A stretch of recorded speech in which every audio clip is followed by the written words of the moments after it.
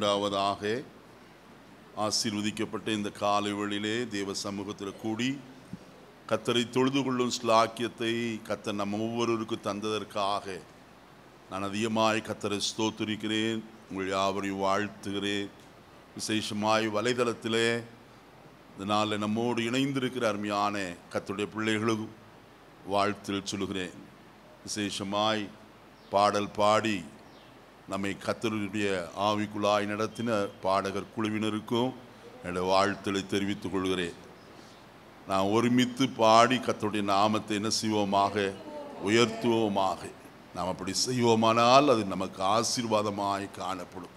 இந்த காலையிலே கர்த்தருடைய வார்த்தைக்குள்ளே நான் கடந்து போவோம். 1 சாமுவேலின் புஸ்தகம் 7ஆம் அதிகாரம் 3ஆம் வசனத்தை நான் வாசிக்க கேட்போம். அப்பொழுது சாமுவேல் இஸ்ரவேல் குடும்பத்தார் யாவரையும் நோக்கி, நீங்கள் உங்கள் முழு இருதயத்தோடும் கர்த்தரிடத்தில் திரும்புகிறவர்களானால் அந்நிய தேவர்களையும் அஸ்தரோத்தையும் உங்கள் நடுவிலிருந்து விலக்கி உங்கள் இருதயத்தை கர்த்தருக்கு நேராக்கி அவர் ஒருவருக்கே ஆராதனை செய்யுங்கள். அப்பொழுது அவர் உங்களை பெலிஸ்தருடைய கைக்கு நீங்களாக்கி விடுவார் என்றார். தலைகளை தாழ்த்துவோம், ஜெபிப்போம். பரலோகத்தின் நல்ல பிதாவே, நல்ல வேளைக்காய் ஸ்தோத்திரம். இந்த காலையிலே நீர் எங்களுக்கு ஆண்டவரே வார்த்தையை நீர் தந்திருக்கிறீர். உடைய சகல பிரஸ்தாபத்தை பார்க்கிலும் உடைய வார்த்தையை நீர் மகிமைப்படுத்துகிறவர். ஆண்டவரே, உடைய வசனம் ஒரு நாளும் வெறுமையாய் திரும்புவதில்லை. அதை நீர் அனுப்பின காரியமாகும்படி, நீர் எதற்காய் அனுப்பினரோ அது செய்யும்படிக்கு, நிறைவேற்றும்படிக்கு இந்த காலையிலே இந்த வார்த்தையை கொண்டு எங்களோடு இடைப்படுவீராக. அடியேனை முற்றிலும் மறைத்து கொள்ளும். உம்முடைய நாமத்தை மாத்திரம் உயர்த்த அடியேனுக்கு கிருபை பாராட்டும். உம்முடைய ஆவியானவர் இந்த காலை வழியில இருதயங்களை திறப்பீராக. கேட்கிற வசனத்தை கை கொண்டு நடக்க கர்த்தர் கிருபை பாராட்டும். உடைய கரத்தில் அர்ப்பணிக்கிறோம். வலைதளத்தில் இணைந்திருக்கிறவர்களுக்கு ஆயின் செபிக்கிறோம். இதற்கு பின்பு இந்த ஆராதனை பார்க்கிற மக்களுக்கு ஆயின் ஸ்தோத்திரம். எல்லாரையும் ஆசீர்வதியும். இரட்சகர் நாமத்தில் தாழ்மையோடு ஒன்று நல்ல பிதாவே, ஆமென். மறுபடியுமாய் ஒரு விஷயம் கூட அந்த வசனத்தை நான் வாசிக்கலாம்.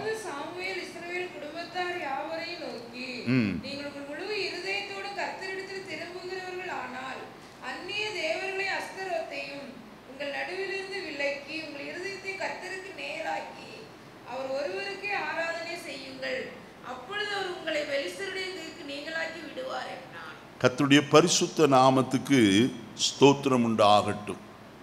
வாசித்த வேத பகுதியில் கடைசி பகுதி விதமாய் சொல்லுகிறது, அப்பொழுது அவர் உங்களை பெலிஸ்தருடைய கைக்கு நீங்களாக்கி விடுவார் என்றான் என்று எழுதப்பட்டிருக்கு. இந்த சம்பவத்தை நான் சுருக்கமாய் உங்களோடு நான் சொல்ல விரும்புகிறேன். சீலோவாவிலே காணப்பட்ட கர்த்தருடைய ஆலயத்தில் ஏலி என்று சொன்னதான ஒரு ஆசாரியன், அவனுடைய குமாரராகிய ஒப்னியும் பினகாசும் கர்த்தருக்கு ஊழியம் செய்து வருகிற நாட்களில் பெலிஸ்தர் இஸ்ரவேலருக்கு விரோதமாய் யுத்தத்திலே கடந்து வந்தார்கள். யுத்தம் மும்முரமாயிற்று. யுத்தத்திலே காணப்படுகிற ஜனங்கள் தேவனுடைய பெட்டியை பாளையத்திற்கு கொண்டு வருவோம் என்று சொல்லி தேவனுடைய பெட்டியை கர்த்தருடைய ஆலயத்திலிருந்து சுமந்து கொண்டு அங்கே யுத்த களத்திற்கு கொண்டு போனார்கள். கர்த்தருடைய பெட்டி யுத்த களத்திற்கு போன போது இஸ்ரவேலர் எல்லாரும் மகா சத்தமாய் ஆரவாரம் செய்ததை பெலிஸ்தர் கேட்டு, அந்த மகாதேவன் நம்முடைய மத்தியிலே வருகிறார், ஆகையினால எல்லாரும் திடன் கொண்டு இஸ்ரவேலரோடு என்ன செய்வோம், யுத்தம் செய்வோம் என்று சொன்னார்கள். அப்படி யுத்தத்திலே நடந்த காரியம், தேவனுடைய பெட்டி பிடிபட்டு போயிற்று. கர்த்தருடைய பெட்டியை பெலிஸ்தர் கொண்டு போய் தங்கள் தேவனாகிய தாகோனின் கோயிலிலே வைத்ததை நாம் நன்றாய் அறிந்திருக்கிறோம். நான் அதற்குள் எல்லாம் இப்பொழுது போக விரும்பவில்லை. நடந்த சம்பவம். அந்த சந்தர்ப்பத்திலே ஒருவன் ஓடி வந்து ஏலியினிடத்திலே சொல்கிறான், உம்முடைய குமாரராகிய ஒப்னியும் பினகாசும் யுத்தத்தில் மரித்து போனார்கள். யுத்தத்திலே தோல்வி உண்டாயிற்று. தேவனுடைய பெட்டியும் என்ன செய்தது? பிடிபட்டு போயிற்று என்று சொன்னபோது ஏலி மல்லாக்க விழுந்து என்ன செய்தான்? பிடரி முழிந்து செத்து போனான். ஏலியின் மருமகள் அவள் கற்ப காலத்தில் பிரசவத்திற்கு எதிர்நோக்கி இருந்தவள். இந்த செய்தியை கேட்டவுடனே அவளுக்கு பிரசவ வேதனை வந்து பிரசவிக்கிறவளாய் காணப்பட்டாள். ஆனாலும் அவளுக்கு ஒன்று தெரியவில்லை. அவள் சொன்ன ஒரே ஒரு வார்த்தை, பிள்ளைக்கு பேர் வைக்க வேண்டும் என்று சொல்லி. அப்பொழுது அவள் சொன்ன வார்த்தை இக்கபோத் என்று பெயரிட்டாள். இக்கபோத் என்று சொன்னால் தேவனுடைய மகிமை விலையை இஸ்ரவேலை விட்டு என்ன செய்தது?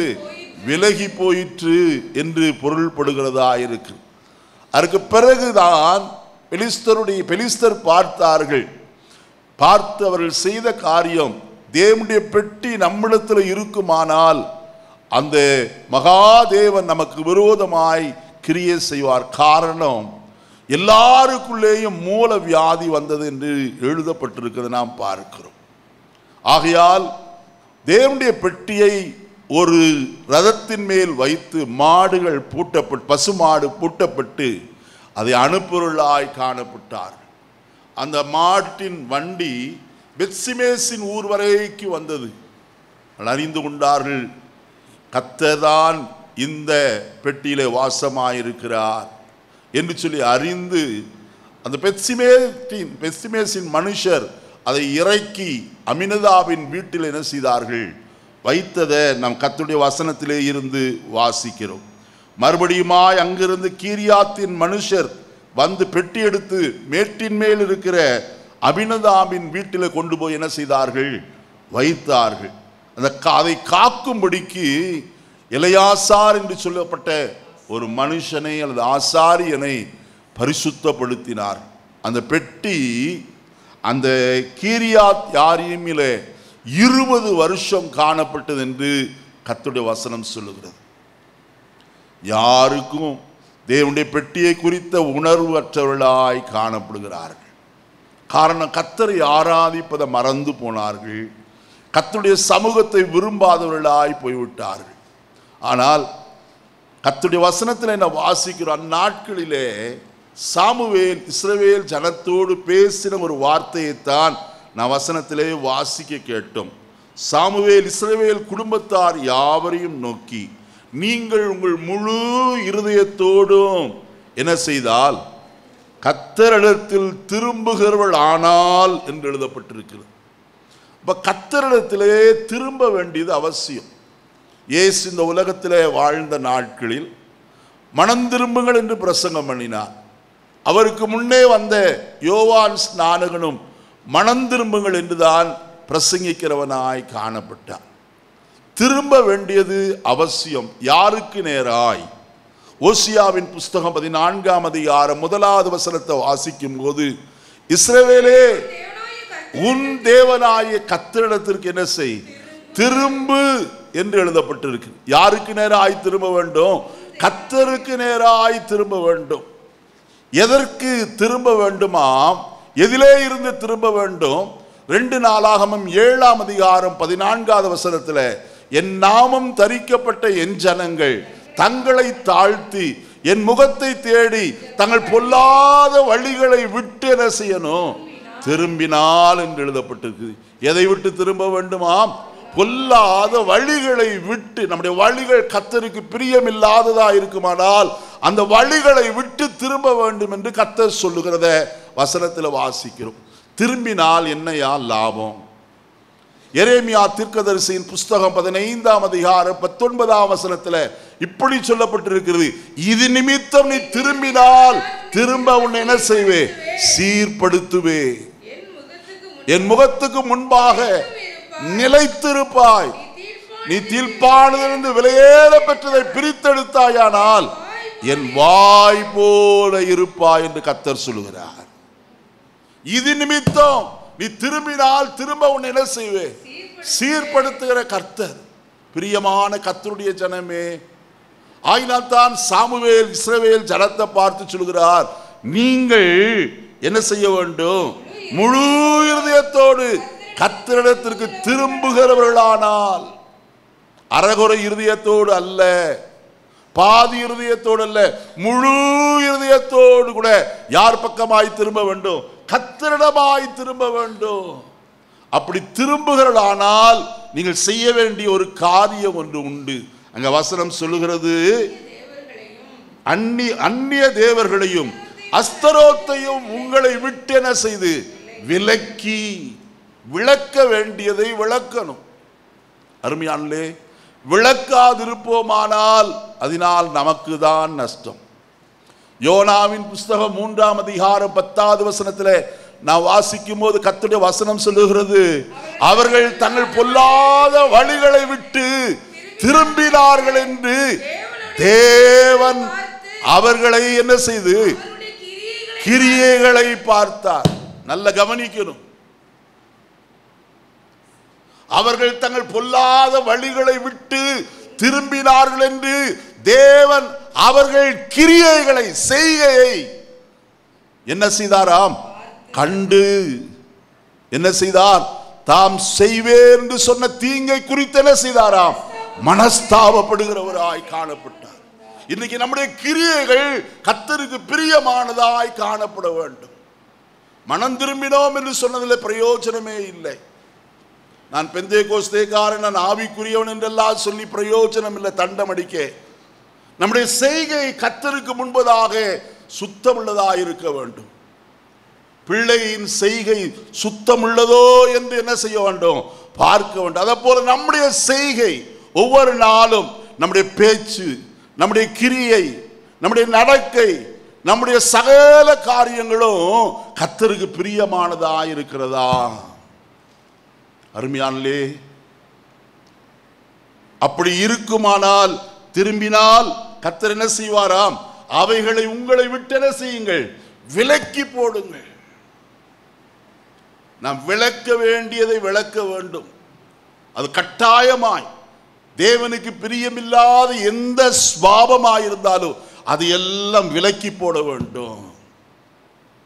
1 பேதுரு 2ஆம் அதிகாரம் 1 வசனத்திலிருந்து நான் வாசிப்போமானால், கர்த்தர் தயை உள்ளவர் என்பதை நீங்கள் ருசி பார்த்தது உண்டானால், சகல துர்க்குணத்தையும் சகலவித கபடத்தையும் வஞ்சகங்களையும் பொறாமைகளையும் புறங்கூதலையும் என்ன செய்து ஒழித்து விட வேண்டும். நல்ல கவனிக்க வேண்டும். வசனம் சொல்லுகிறது, சகல வித கபடத்தையும் வஞ்சகங்களையும் பொறாமைகளையும் சகலவித புறங்கூறுதலையும் ஒழித்து விட்டு நீங்கள் வளரும்படி புதிதாய் பிறந்த குழந்தைகளை போல திருவசனமாய கலங்கமில்லாத ஞானப்பால் மேல் வாஞ்சையாயிருங்கள். வளரணும்னா இதெல்லாம் விட்டு ஒழிக்கணும். ஒழிக்காத பட்சத்தில் நம்ம வளரவே முடியாது. நான் வளர்ந்துட்டேன், ஐயோ நான் 50 வருஷம் விசுவாசியா, 35 வருஷம் விசுவாசி, என்ன போல யாராயிலும் உண்டா? மாறுதட்ட வேண்டாம். நம்ம எல்லாரும் குறைவுள்ளவர்கள். நாம் இன்னும் கர்த்தரிடத்தில் திரும்ப வேண்டியது, மனம் திரும்ப வேண்டியது அவசியம். ஒவ்வொரு நாளும் ரட்சிக்கப்பட வேண்டும். கர்த்தருடைய வசனத்தில் வாசிக்கிறோமே, பிலிப்பியர் 2ஆம் அதிகாரம் 12வது வசனத்தில் வாசிக்கும் போது அங்கே வசனம் சொல்லுகிறது, பிலிப்பியர் 2:12, ஆதலால் எனக்கு பிரியமானவர்களே, நீங்கள் எப்பொழுதும் கீழ்ப்படுகிறபடியே நான் உங்களுக்கு சமயமாய் இருக்கும் பொழுது மாத்திரமல்ல, நான் தூரமாயிருக்கிற இப்பொழுதும் அதிக பயத்துடனும் நடுக்கத்துடனும் உங்கள் ரட்சிப்பு நிறைவேற. அப்ப ஒவ்வொரு நாளும் நாம் எப்படிப்பட்டவர்களாக இருக்க வேண்டும்? தேவன் என்னை காண்கிறார், தேவன் என்னை பார்க்கிறார், என் செய்கையை அவர் கவனிக்கிறார், என் பேச்சை அவர் கவனிக்கிறார் என்கிற அந்த பயத்தோடு நடுக்கத்தோடு நாம் ஜீவிக்க வேண்டியது அவசியமான ஒரு காரியம். அப்பொழுதுதான் நம்முடைய ஜீவிதத்தில் என்ன வரும்? வளர்ச்சி உண்டாகும். நாம் வளருவதற்கு ஏதுவாய் கர்த்தர் தம்முடைய திவ்ய வாக்கு தத்தங்களை நமக்கு தந்திருக்கிறார். நாம் வளருகிற அனுபவம் நமக்குள்ளே உண்டா? ஒவ்வொரு நாளும் நம்மை சுத்திகரித்து கொண்டு நம்மை பரிசுத்தமாக்கி கொண்டு தேவனோடு சீர் பொருந்த வேண்டியது நம்மேல் விழுந்த கடமையாய் கர்த்தருடைய வசனம் நமக்கு போதிக்கிறது. அந்நிய தேவர்களை உங்களை விட்டு விலக்கி உங்கள் இருதயத்தை கர்த்தருக்கு நேராக்கி அவர் ஒருவருக்கே என்ன செய்யுங்கள்? ஆராதனை. கர்த்தர் ஒருவருக்கே ஆராதனை செய்யுங்கள். எரேமியாவில் ஒரு வசனம் ஒன்று உண்டு. உம்மையல்லாமல் வேறே ஆண்டவன்மார் எங்களை என்ன செய்தார்கள்? ஆண்டார்கள். நம்மை ஆளுகை செய்கிற எதாகிலும் நம்மிடத்தில் உண்டோ? நம்மை கீழ்ப்படுத்துகிற பாவத்தின் கிரியைகள், நம்மை அடிமைப்படுத்துகிற பாவத்தினுடைய செய்கைகள் நமக்குள்ள இருக்குமானால் நாம் அவற்றிலே இருந்து வெளியே வர வேண்டியது அவசியமான ஒரு காரியம். விடுவிக்கப்பட வேண்டியது அவசியம். சத்தியத்தையும் அறிவீர்கள், சத்தியம் உங்களை என்ன செய்யும்? விடுதலை ஆக்கும் என்று எழுதப்பட்டிருக்கிறது. சத்தியமல்லாதபடிக்கு வேறு ஒன்றும் நம்மை விடுதலையாக்க கூடாது என்பதை நாம் மறந்து போகலாகாது. அவர் ஒருவருக்கே ஆராதனை செய்தால் அடுத்தது நடப்பது என்ன? வசனம் சொல்கிறது, அப்பொழுது அவர் உங்களை பெலிஸ்தருடைய கைக்கு என்ன செய்வார்? நீங்களாக்கி விடுவார். இப்பொழுது பெலிஸ்தருடைய கட்டுப்பாட்டுக்குள்ளே, பெலிஸ்தருடைய ஆளுகைக்குள்ளே இவர்கள் என்ன செய்கிறார்கள்? காணப்படுகிறார்கள். ஆயினால் தான் சாமுவேல் சொல்கிறார், இதெல்லாம் நீங்கள் செய்தால் அவர் உங்களை பெலிஸ்தருடைய கைக்கு நீங்களாக்கி என்ன செய்வார்? விடுவார். விடுதலையாக சம்மதம் தானா? பெலிஸ்தருடைய கிரியைகளிலிருந்து நாம் விடுதலையாக்கப்பட விரும்புகிறோமா? சற்று யோசிக்க வேண்டிய ஒரு காரியம். இன்றைக்கு அந்த பெலிஸ்தரை குறித்து தான் உங்களோடு நான் சொல்ல விரும்புகிறேன். வசனத்தில் வாசிப்போமானால் இந்த பெலிஸ்தர் முதலாவது யார் என்று நாம் அறிய வேண்டும். ஆதியாகமத்தின் புஸ்தகம் 10ஆம் அதிகாரம் 14வது வசனத்தை வாசிப்போம். பெலிஸ்தரின் சந்ததிக்கு தலைவனாகிய கஸ்லூமியையும், போதுமா? போதும் போதும் போதும், அதுக்கு மேல படிக்கவே வேண்டாம். 1 நாளாகமம் 1ஆம் அதிகாரம் 12வது வசனத்தை வாசிக்கலாம். பத்ரூசிமியரையும் பெலிஸ்தரையும் பெற்ற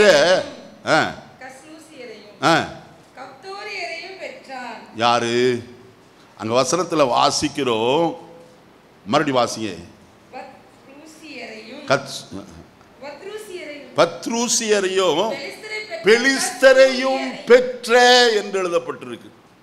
அப்ப பெலிஸ்தருடைய சந்ததி எதிலிருந்து தோன்றிற்று என்றால் காமின் சந்ததியிலே இருந்து தோன்றிற்று. நான் ஏன் இதை முகவரியாய் சொல்கிறேன் புரிந்து கொள்ள வேண்டும். ஒரு சிலர் சொல்லுகிற காரியம் இவர்கள் எங்கிருந்து வந்தாங்கன்னே தெரியாது என்று சொல்லி, அப்படி அல்ல. ஆபிரகாமுக்கு முன்னேயே அவர்கள் காணப்பட்டவர்கள். ஜலப்பிரளயத்திற்கு பின்பு நோவாவுக்கு 3 குமாரர் இருந்தார்களே, சேம், காம், யாபேத் என்று சொல்லி. அதில் கானான் சபிக்கப்பட்டு போனான், காமின் சந்ததி. அந்த காமின் சந்ததியில் தோன்றினவர்கள் தான் யார் என்றால் இந்த பெலிஸ்தியர். இந்த பெலிஸ்தருக்கு ஒரு விசேஷம் ஒன்று உண்டு. அவர்களுக்கு 5 பட்டணங்கள் இருந்தது. அதில் வசனத்தில் என்ன வாசிப்போமானால் அதை குறித்து தெளிவாய் நாம் பார்க்கலாம். வாசிப்போமா? 1 சாமுவேலின் புஸ்தகம் 6ஆம் அதிகாரம் 17வது வசனத்தை வாசிப்போம்.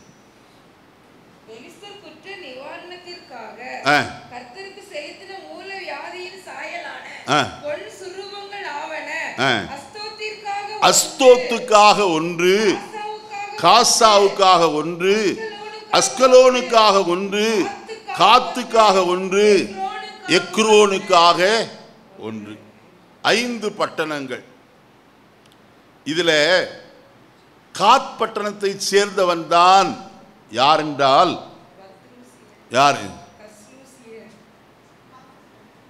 காத் பட்டணத்தை சேர்ந்தவன் தான் 1 சாமுவேலின் புஸ்தகம் 17ஆம் அதிகாரத்தில் வாசிக்கிறோமே, ராட்சதனாய் காணப்பட்ட கோலியாத். நல்ல கவனிக்கணும். பெலிஸ்தரிலே அந்நாட்களிலே 5 ராட்சதர்கள் காணப்பட்டால் அதை குறித்தெல்லாம் நீங்கள் அப்புறம் வாசிக்கல. இப்போ நேரம் இல்லை, எனக்கு முன்பதாய் வாட்சி வேகமாய் ஓடிக்கொண்டிருக்கிறது, அதை சொல்ல நேரம் இல்லை. 5 பட்டணங்கள், 5 ராட்சதர்கள், இப்படி 5 என்று சொல்லுகிற அநேக காரியங்கள் பெலிஸ்தருடைய வாழ்க்கையிலே காணப்படுகிறது. இந்த பெலிஸ்தரை வீழ்த்தும்படியாய்த்தான் தாவீது எத்தனை கல் எடுத்தான்? 5 கல் எடுத்தான். காரணம், 5 ராட்சதர்கள் இருக்கிறார்கள், அவர்கள் எல்லாரும் என்ன செய்ய வேண்டும்? வீழ்த்த வேண்டும் என்று சொல்லி அவன் 5 கற்களை தரிசனத்தினாலே அவன் எடுத்து அவளுக்கு விரோதமாய் போனதை நாம் வசனத்திலே வாசிக்கிறோம். அருமையானுள்ளே, இந்த காலை வழியில் அந்த 5 ராட்சதர்களும் யாருடைய கையினாலே மடிந்தார்கள் தெரியுமா? தாவீதின் கையினால் தான் மடிந்தார்கள். நல்ல கவனிங்க. தாவீதின் கையினாலும் அவருடைய சேவகருடைய கையினாலும் என்ன செய்தார்கள்? மடிந்து போனவர்களாய் காணப்பட்டார்கள். அருமையான கர்த்தருடைய ஜனமே, இந்த பெலிஸ்தர் இப்பொழுது இஸ்ரவேல் ஜனத்தை என்ன செய்கிறார்கள்? ஆளுகை செய்கிறார்கள். இன்றைக்கு நான் பிரசங்கம் பண்ணுகிற இந்த செய்தியினுடைய தலைப்பு பெலிஸ்தருடைய சுபாவம். இன்றைக்கு அந்த பெலிஸ்தருடைய சுபாவம் நமக்குள் இருக்குமானால் நாம் கர்த்தருக்கு பிரியமானவர்களாய் காணப்படவே முடியாது. அந்த சுபாவங்களை நாம் ஒழித்து விட்டு கர்த்தருக்கு பிரியமான சுபாவம் உடையவர்களாய் நாம் ஜீவிக்க வேண்டும். முதலாவது காரியத்தை பார்க்கலாம், வாசிப்போம். ஆதியாகமத்தின் புஸ்தகம் 26ஆம் அதிகாரம் 13-14 வசனங்களை வாசிக்கலாம். அவன் ஐஸ்வர்யவானாகி வர வர விருத்தி அடைந்து மகா பெரியவனானான். அவனுக்கு ஆட்டு மந்தையும் மாட்டு மந்தையும் அநேக பணிபடைக்காரரும் இருந்தபடியினால் பெலிஸ்தர் அவன் மேல் என்ன செய்தார்கள்? பொறாமை கொண்டார்கள். பெலிஸ்தருடைய சுபாவம் என்ன? பொறாமை கொள்வது. அருமையான உலகத்தில் நாம் பார்க்கிறோம், உலகம் பொறாமைப்படுகிற காரியங்கள் எத்தனையோ காரியம் இருக்கு. ஒரு மனுஷனுக்கு ஏதாயிலும் ஒரு நன்மை வந்து விட்டால் அவனுக்கு கிடைச்சிச்சு, எனக்கு கிடைக்கல, பொறாமை. அருமையான கர்த்தருடைய ஜனமே, இந்த ஈசாக்கு தன் தகப்பனுடைய ஆஸ்தியோடு கூட காணப்படுகிறான். கர்த்தர் அவனை என்ன செய்தார்? ஆசீர்வதித்தார். அந்நாட்களிலே தேசத்தில் என்ன இருந்தது? பஞ்சம் காணப்பட்டது, பயங்கரமான பஞ்சம்.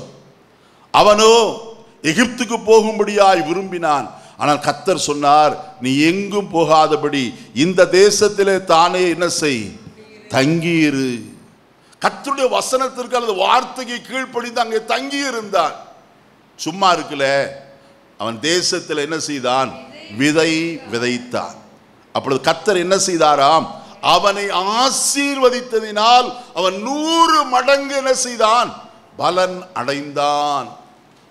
எத்தனை மடங்கு? 100 மடங்கு. எதனாலே ஆயிற்று? கர்த்தராலே ஆயிற்று. இது நம்முடைய கண்களுக்கு ஆச்சரியமாயிருக்கிறது. கர்த்தர் நம்மை ஆசீர்வதிக்க வேண்டுமானால் கர்த்தர் நம்மோடு கூட இருக்க வேண்டும். யோசேப்போடு கர்த்தர் இருந்தபடியினாலே கர்த்தர் போத்திபாருடைய வீட்டையும் என்ன செய்தாராம்? ஆசீர்வதித்தார் என்று எழுதப்பட்டிருக்கிறது. லாபான் சொல்லுகிறான், கர்த்தர் உன்னோடு கூட இருக்கிறபடினாலே உன் நிமித்தம் கர்த்தர் என்ன செய்தார்? ஆசீர்வதித்தார் என்று சொல்லுகிறார். அருமையானே, கர்த்தர் நம்மோடு கூட இருக்க வேண்டும். கர்த்தர் நம்மோடு இருந்தால் நம்மை காப்பாற்றுவார். தாவீதுடைய அனுபவத்தில் கர்த்தர் நம்மோடு கூட இருப்பாரனால் எல்லாவற்றிலும் ஜெயமுடையவர்களாய் வாழ்வோம். கர்த்தர் நம்மோடு கூட இருப்பாரனால் நாளுக்கு நாள் நாம் விருத்தி அடைகிறவர்களாய் காணப்படுவோம். கர்த்தர் என்னோடு இருக்கிறாரா? பரிசோதித்து பார்ப்போம். என்னை விட்டு விலகி போனாரால் என்னோடு கூட தான் தங்கி இருக்கிறாரா? ஒருவேளை கடந்து போயிருந்தாலும் கர்த்தாவே நீ என்னோடு இரும் ஐயா. இந்த காலை வேளையிலே பாடல் பாடினோம். என் கண் முன்னே எப்போது நான் என்ன செய்துள்ளேன்? நிறுத்தியுள்ளே. சங்கீதக்காரன் 16ஆம் சங்கீதத்தில் 8வது வசனத்தில் சொல்கிறார், கர்த்தரை எப்பொழுதும் எனக்கு முன்பாக வைத்திருக்கிறபடியால் நான் என்ன செய்வதில்லை? அசைக்கப்படுவது இல்லை. கர்த்தருடைய பிள்ளைகளே, கர்த்தருக்கு முன்பதாய் நாம் நிற்கிறவர்களாய் காணப்படுகிறோமா? எலியா ஆகாப் ராஜாவுக்கு முன்பதாய் சொல்கிறார், கர்த்தருக்கு முன்பாய் நிற்கிற நான் என்று சொல்லுகிறார். ஆபிரகாம் கர்த்தருக்கு முன்பதாய் நிற்கிறவனாய் இருந்தான். எலிசா கர்த்தருக்கு முன்பதாய் நிற்கிறவனாய் இருந்தான். இன்றைக்கு ஒவ்வொரு நாளும் கர்த்தருடைய சன்னிதானத்தில் அவருக்கு முன்பதாய் நிற்க பழகுவோம். அப்பொழுதுதான் ஆசீர்வாதம் உண்டு. வசனத்தில் நவாசிக்கிறவன் ஆசீர்வதிக்கப்பட்டதினாலே பெலிஸ்தர் அவன் மேல் என்ன செய்தார்கள்? பொறாமை கொண்டார்கள். அடுத்து என்ன செய்தார்கள் தெரியுமா? அவருடைய வேலைக்காரன் வெட்டின துறவுகள் எல்லாம் என்ன செய்தார்களாம்? தூர்த்து போடுகளாய் காணப்பட்டார்கள். எல்லா துறவுகளையும் ஒன்றன் பின் ஒன்றாய் அவர்கள் தூர்த்து போடுகளாய் இருந்தால், ஆனால் ஈசாக்கு என்ன செய்யல? சோர்ந்து போகவில்லை. மறுபடியும் கிணறுகளை துறவுகளை வெட்டுகிறவனாய் காணப்பட்டார். ஓரிடத்தில் வெட்டின போது அவர்கள் வாக்குவாதம் பண்ணவில்லை. அப்பொழுது அதற்கு கர்த்தர் நம்மை இந்த இடத்துல பழுகும்படிக்கு செய்தார் என்று சொல்லி பேசவா என்று என்ன செய்தாராம்? பெயர் வைத்தான். அதே 26ஆம் அதிகாரத்தில் வாசிக்கிறோம். அதற்கு பிறகு பெலிஸ்தருடைய சேனாதிபதியாகிய பிகோலும் அவனுடைய தளபதியும் ஈசாக்கிடத்தில் என்ன செய்தார்களாம்? வந்தார்கள் என்று கர்த்தருடைய வசனத்தில் சொல்லப்பட்டிருக்கிறது. 26வது வசனத்தை வாசியுங்கள். 26. அபிமெலேக்கும் அவன் சிநேகிதனாகிய அகுசாத்தும் அவன் சேனாபதியாகிய பிகோலும் கேராரிலிருந்து அவரிடத்திற்கு வந்தார்கள்.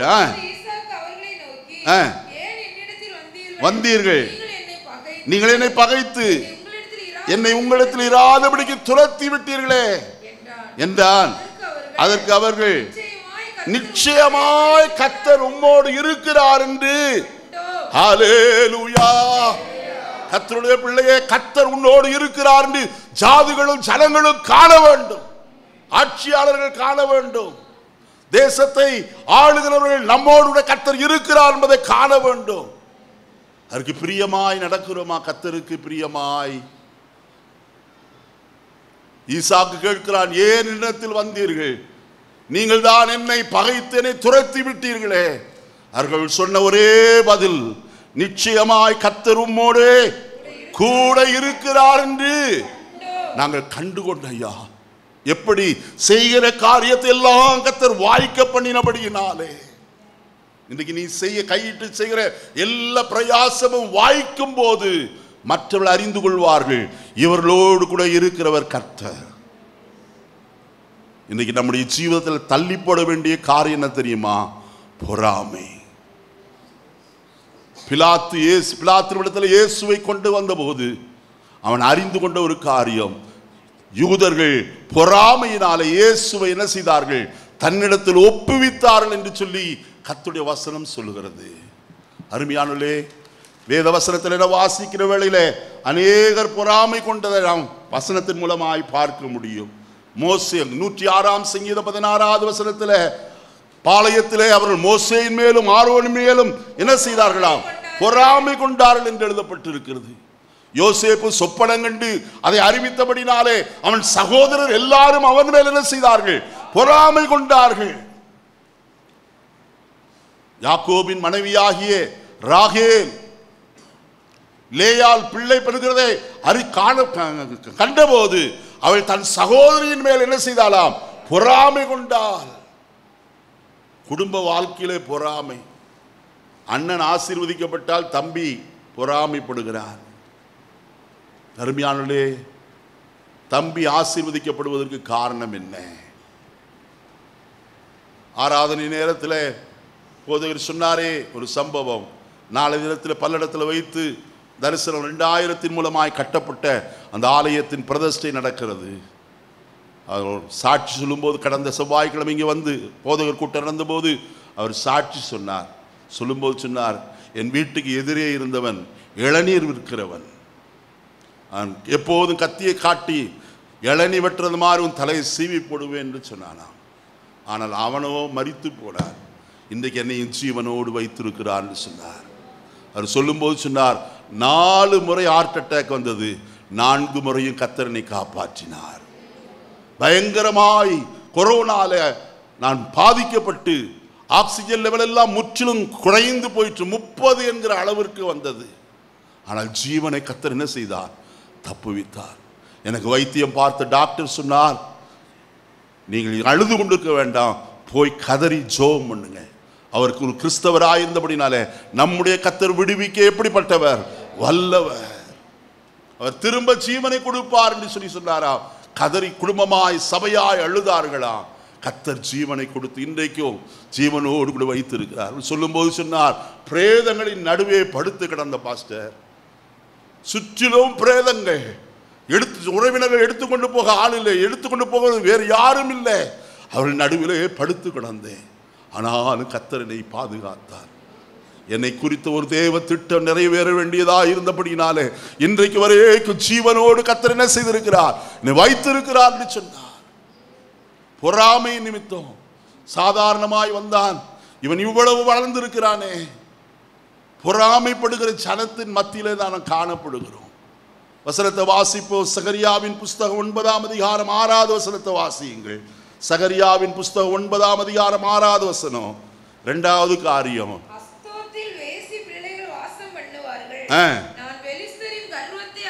பெலிஸ்தருடைய கர்வம். எது? பெலிஸ்தருடைய பொறாமை மட்டுமல்ல, அவர்கள் பெருமை உள்ளவர்களாய் காணப்படுகிறார்கள். பெருமை உள்ளவர்களுக்கு தேவன் என்ன செய்கிறார்? எதிர்த்து இருக்கிறார். சோதம் குமாரா பட்டணம் அழிந்ததற்கு காரணம் என்ன? எசேக்கியேல் 18:46 வாசிக்கும் போது, இதோ கர்வமும் ஆகார திரட்சியும் சாங்கோபாங்கமான திரட்சியும் நிர்விசாரமான சாங்கோபாங்கமாகிய இவைகளே உன் சகோதரியாகிய. பாருங்க, நமக்குள்ளே பெருமைக்கு இடம் கொடுக்க வேண்டாம். பெருமை உள்ளவர்களுக்கு தேவன் எதிர்த்து இருக்கிறார். தாழ்மை உள்ளவர்களுக்கோ கர்த்தர் என்ன செய்கிறாராம்? கிருபை அளிக்கிறார். நம்ம இடத்துல ஒன்றும் இல்லை. ஆண்டவரே, நான் ஒன்றும் இல்லை ஆண்டவரே, எல்லாம் நீர்தான் என்று எத்தனை பேர் நம்மிலே சொல்ல முடியும்? கர்வத்திற்கு ஒரு காலம் இடம் கூடாதிருங்கள். பெருமை பாராட்டாதிருங்கள். நமக்கு கிடைத்ததெல்லாம் கர்த்தர் நமக்கு இந்த உலகத்தில் அனுபவிக்கிறதற்கு வேண்டி கொடுத்திருக்கிறார். இது நம்முடைய கைகள் சம்பாதித்தது என்று, இது நான் ஐஸ்வர்யவானேன், என்னுடைய பிரயாசத்தினாலே நான் இப்படி ஆனேன் அல்ல. கர்த்தர் நம்மை பிரயாசப்பட வைத்தார். அவர் ஐஸ்வர்யத்தை சம்பாதிக்கிறதற்கான பலத்தை என்ன செய்தார்? நமக்கு கொடுத்து அந்த ஆசீர்வாதங்களை அனுபவிக்க வைத்திருக்கிறார். ஐயா, அதில் நாம் செய்ய வேண்டிய காரியம் என்ன தெரியுமா? கர்த்தருடைய சமூகத்தில் கர்த்தரை நாம் நோக்கி பார்க்க வேண்டும். ஏ தம்பி, கர்வத்திற்கு ஒரு நாள் இடம் கொடுக்க வேண்டாம். அடுத்த வசனத்தில் வாசிக்கும் போது, நியாயாதிபதிகளின் புஸ்தகம் 15ஆம் அதிகாரம் 1 வசனத்தை வாசிப்போமா? நியாயாதிபதிகள் 15. பின்பு சிம்சோன் கோதுமை அறுக்கிற நாட்களில் ஒரு வெள்ளாட்டு குட்டியை எடுத்துக்கொண்டு தன் பெண் ஜாதியை காண போய், நான் என் பெண் ஜாதியினிடத்து அறை வீட்டிற்குள் போகட்டும் என்றான். அவள் தகப்பனா அவனை உள்ள போக விட்டாமல், நீ அவனை முற்றிலும் பகைத்து விட்டாய் என்று நான் எண்ணி அவனை உன் சிநேகிதனுக்கு கொடுத்து விட்டேன். இருங்கம்மா, அந்த ஒரு வசனம்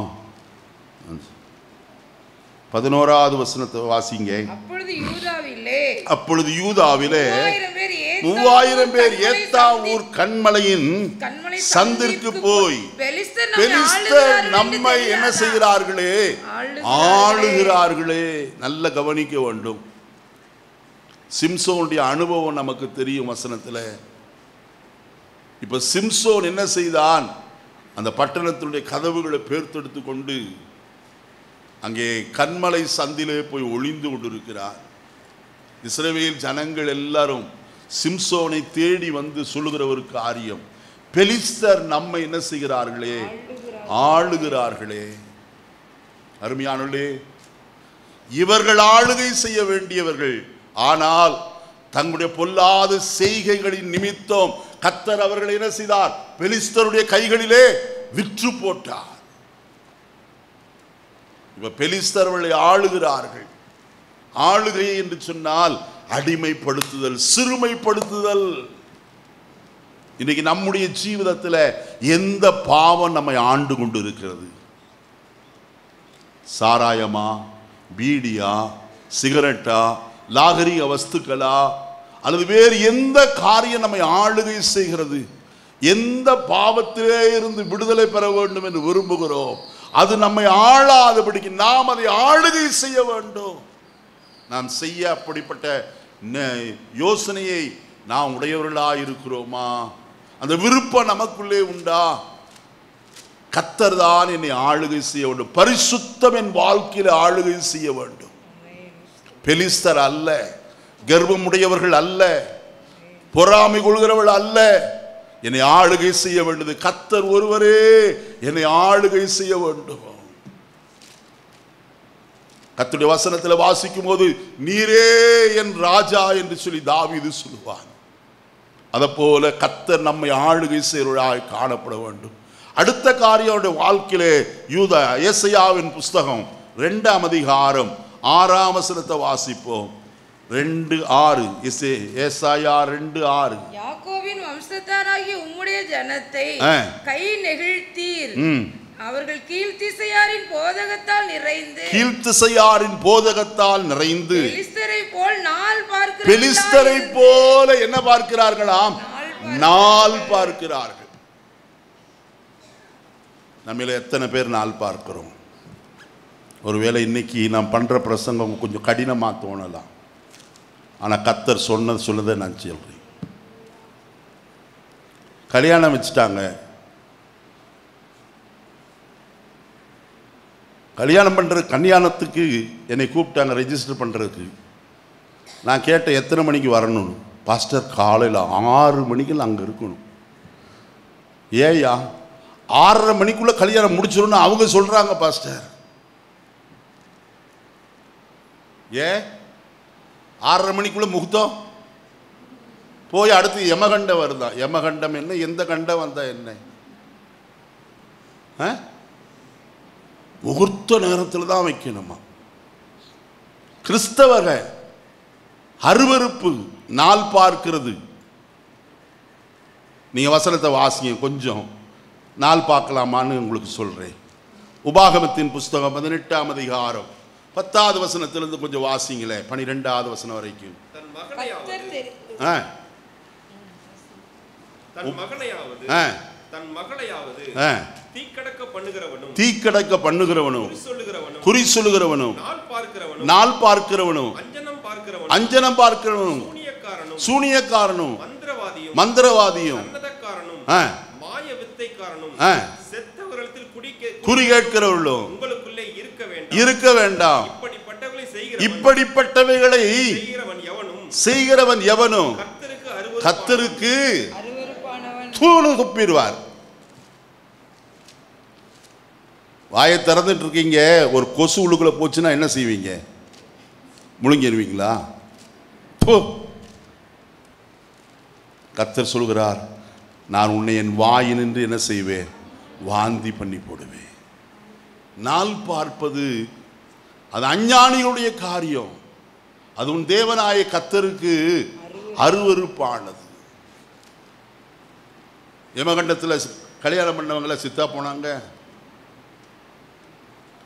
நான் அந்த நாட்களிலே ஏறக்குறைய ஒரு 40 வருஷத்துக்கு முன்பு ராமநாதபுரத்தில் ஊழியர் செய்து கொண்டிருந்த போது, ராமநாதபுரம் அந்த ராமநாதபுரம் இந்த இங்கே இருக்கிற ராமநாதபுரம் ஊழியர் செய்து கொண்டு அங்கே ஒரு குடும்பம் உண்டு. அவர் ஏர்ஃபோர்ஸில் வேலை செய்தவர். அவர் வருஷம் சாட்சி சொல்வார். பிறந்த நாளில் என்ன சாட்சி சொல்லுங்களா தெரியுமா? கர்த்தர் இதுவரைக்கும் என்னை ஜீவனோடு வைத்து ஒரு புதிய வருஷத்துக்குள்ளே பிரவேசிக்க பண்ணி இருக்கிறார். என் கல்யாணம் யமகண்டத்தில் தான் நடந்துச்சு. நல்லா கவனிக்கணும். மாப்பிள்ளை ஆயத்தமாகி ஆலயத்திற்கு வந்து விட்டார். பொண்ணு வரல. கேட்டார், எங்கே பொண்ணு? டைம் ஆயிடுச்சு. அப்போ தான் ஒருத்தர் வந்து சொன்னாராம், இது யமகண்டமாக இருக்குது, அதனால் வரமாட்டேன். மனுஷன் என்ன செஞ்சாங்களா, மாலையை கழட்டி வச்சுட்டு நேராக கார் எடுத்து நேராக பொண்ணு வீட்டுக்கு போய் வரையா இல்லையா?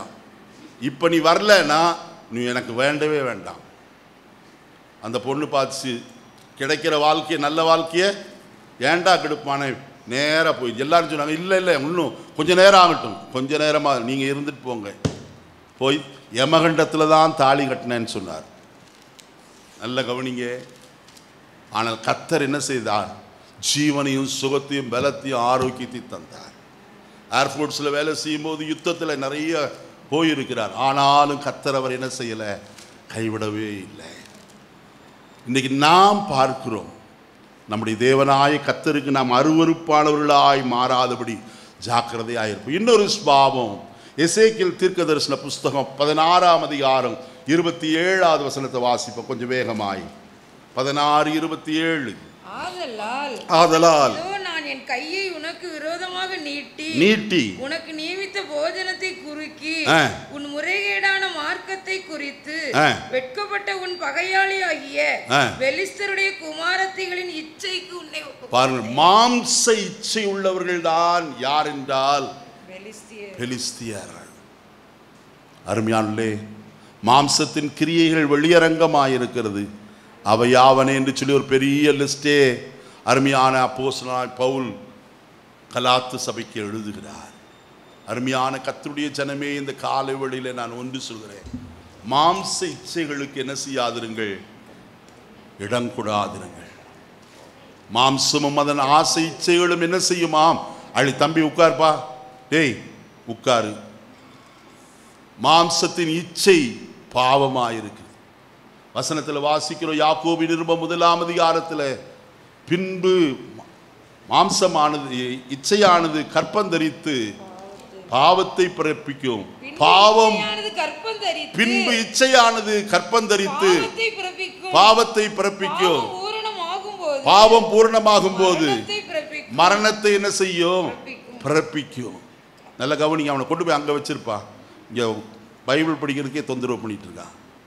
அவனை எழுப்பி கூட்டிகிட்டு போயிரு, அவனை விடாத உள்ள, இல்லாட்டி கொண்டு போய் சண்டே ஸ்கூலில் உட்கார வச்சிரு. பின்பு இச்சையானது கற்பந்தரித்து பாவத்தை பிறப்பிக்கும். பாவம் பூரணமாகும் போது மரணத்தை பிறப்பிக்கும். அருமையானே, மாம்ச இச்சையானது மரணத்தை வருவிக்கிறதா இருக்கிறது. இப்போ இச்சைகளுக்கு நாம் இடங்கூடாதபடிக்கு நாம் ஜாக்கிரதையாய் ஜீவிக்க வேண்டும். வசனத்தில் நாம் வாசிக்கிறோம், இஸ்ரவேல் ஜனங்கள் வனாந்திரத்தில் வந்தார்கள். என்னாகமத்தின் புஸ்தகம் 11ஆம் அதிகாரத்தில் வாசிக்கலாமா? என்னாகமத்தின் புஸ்தகம் 11ஆம் அதிகாரம் வாசிப்போம். 4வது வசனத்தை வாசி. பின்பு அவர்களுக்குள் இருந்த பல ஜாதியான அந்நிய ஜனங்கள் மிகுந்த இச்சையுள்ளவர்கள் ஆனார்கள். இவங்களுக்கு சம்பவித்ததை வாசிக்கணுமா? 1 கொரிந்தியர் 10ஆம் அதிகாரத்திற்கு வாங்க. 1 கொரிந்தியர் 10ஆம் அதிகாரம் வாசிப்போமா? 6வது வசனம். அவர்கள் இச்சித்தது போல நாமும் பொல்லாங்கானவைகளை இச்சியாதபடிக்கு இவைகள் நமக்கு திருஷ்டாந்தங்களாயிருக்கிறது. வசனத்தில் வாசிக்கிறோம், அவர்கள் இச்சித்தது போல நாமும் என்ன செய்யாதிருப்போமா, இச்சியாதபடிக்கு காணப்படுவோமாக. காரணம் என்ன? அவர்கள் எல்லாரும் வனாந்திரத்திலே அழிக்கப்பட்டார்கள். பரலோகத்திற்கு போவதற்காய்த்தான் இத்தனை பிரயாசப்படுகிறோம். நம்மில இச்சை உள்ளவர்களாய் காணப்பட வேண்டாம். பொருளாசையாயி இச்சை என்று எழுதப்பட்டிருக்கிறது.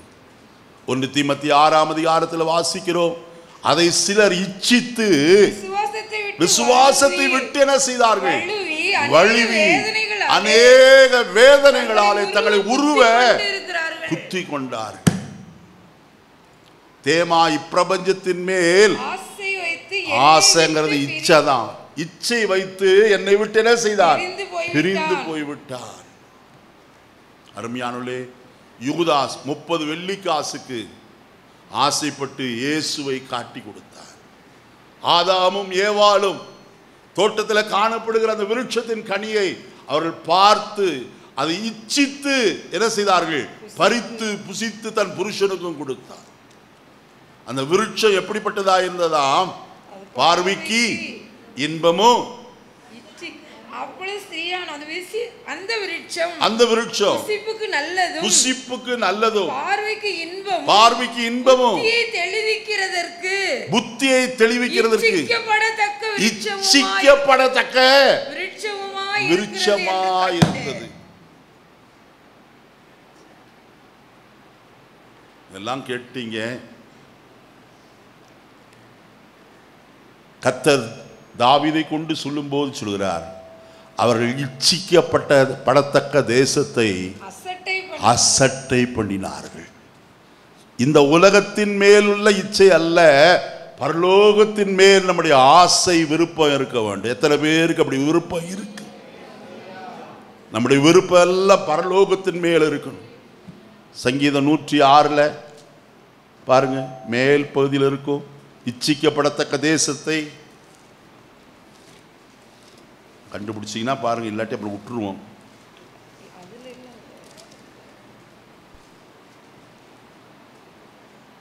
வாசிங்க 24வது வசனம். அவருடைய வார்த்தையை விசுவாசியாமல் இச்சிக்கப்படத்தக்க தேசத்தை இந்த உலகத்தின் இச்சையெல்லாம் அழிந்து போகும். ஆனால் இச்சிக்கப்பட வேண்டிய தேசம் ஒன்று உண்டு. அது என்ன? பரம கானான். அதன் மேல நம்முடைய ஆசை இருக்கட்டும்.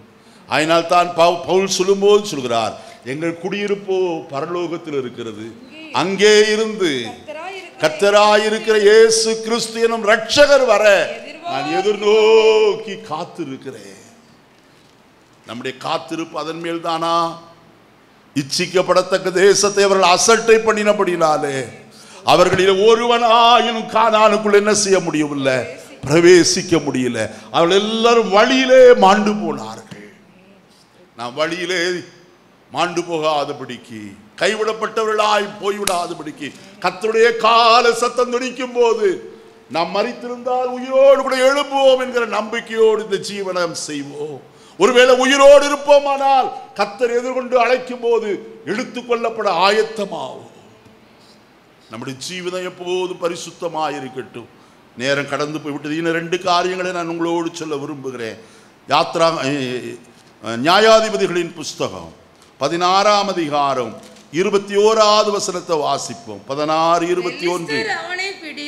பெலிஸ்தர் அவனை பிடித்து அவன் கண்களை பிடுங்கி அவனை காசாவுக்கு கொண்டு போய் அவனுக்கு 2 வெண்கல விலங்குகளை போட்டு சிறைச்சாலையிலே மாவரைத்து கொண்டு வைத்தார்கள். எத்தனை கொடூரமானவங்க பாருங்க. யாரு சொல்லுங்க? பெலிஸ்தர் எத்தனை கொடுமையானவர்கள். சிம்சோனை பிடித்தார்கள், வெண்கல விலங்கு போட்டார்கள், அவன் கண்ணு 2 என்ன செஞ்சாங்க? தோண்டினார்கள். ஏங்க செஞ்சாங்க அப்படி? அந்த கண்களினால் தான் என்ன வந்தது? பாவம் சிம்சோனுக்குள்ள வந்தது. எந்த பொம்பளைய பார்த்தாலும் அவனுக்கு என்னது? உடனே ஆசை, அவ்வளவு இச்சை. அருமையான கர்த்தருடைய ஜனமே, நம்முடைய ஜீவிதத்தில் எந்த பொருள் மேலேயோ அல்லது எந்த ஜனத்தின் மேலேயோ அல்லது எந்த மனுஷர் மேலேயோ நாம் இச்சிக்கப்படவே வேண்டாம். ஃபஸ்ட்டு இதுக்கும் என்ன சம்பந்தம் கேட்கலாம். நான் ஒன்று சொல்லுகிறேன், சிம்சோனுடைய கண்கள் பிடுங்கப்பட்டது. இன்றைக்கு அநேக ஆவிக்குரியவர்கள் என்று சொல்லுகிற ஜீவிதத்தில் அவருடைய தரிசனம் மங்கி போயிற்று. அவருடைய கண்கள் மங்கி போய் இருக்கிறது. உலகத்தின் மேல் ஆசை வைத்து ஜீவிக்கிறபடியினாலே பிசாசு அவருடைய ஜீவிதத்தில் கொடூரமாய் கிரியை செய்கிறவனாய் இருக்கிறார். யோபுடைய வாழ்க்கையை பாருங்க. சாதாரணமானவனா பிசாசு? முதல் சொன்னா, நீர் அவனை தொட்டு பாரு. அப்ப என்ன செய்வான்? தூசிப்பானா இல்லையா பாரு. கர்த்தர் சொன்னார், அவன் கையில விட்டார், எல்லாத்தையும் அழிச்சு போட்டான். இப்ப சொன்னார், ஒரு மனுஷன் தன் தோலுக்கு பதிலாய் தோலை கொடுப்பான், ஆனால் நீர் அவனின் சரீரத்தை தொடுவீரானால் அப்பொழுது உங்களுடைய முகத்துக்கு முன்பாய் தூஷிக்கானோ இல்லையோ பாரும் என்றான். கர்த்தர் அதுக்கும் விட்டுட்டார். காரணம், அவனுக்கு யோபின் மேல அவ்வளவு கான்பிடன்ஸ், நம்பிக்கை. அவன் ஒரு நாளும் என்ன செய்ய மாட்டான், என்னை தூஷிக்க மாட்டான், மறுதலிக்க மாட்டான் என்று சொல்லி. இந்த காலையில் ஒன்று அறிந்து கொள்வோம். பிசாசு கொடூரன், அவன் பொல்லாங்கன், பொய்க்கு பிதாவாய் காணப்படுகிறவன், அவன் கொடுமையாய் சிலரை உபத்திரவப்படுத்துகிறவனாய் காணப்படும், குடும்பங்களிலே கிளேசங்களை உண்டு பண்ணுகிறவன், பிரிவினையை உண்டு பண்ணுகிறவன். இதெல்லாம் எதிர்த்து நிற்க வேண்டிய காரியம். நம்முடைய யுத்தம் மாம்சத்தோடு இரத்தத்தோடும் அல்ல. அருமையானவர்களே, எதோடு கூட நம்முடைய யுத்தம் இந்த பொல்லாத பிரபஞ்சத்தினுடைய அந்தகார லோகாதிபதிகளோடு கூட தான் என்ன செய்து போராட்டம்.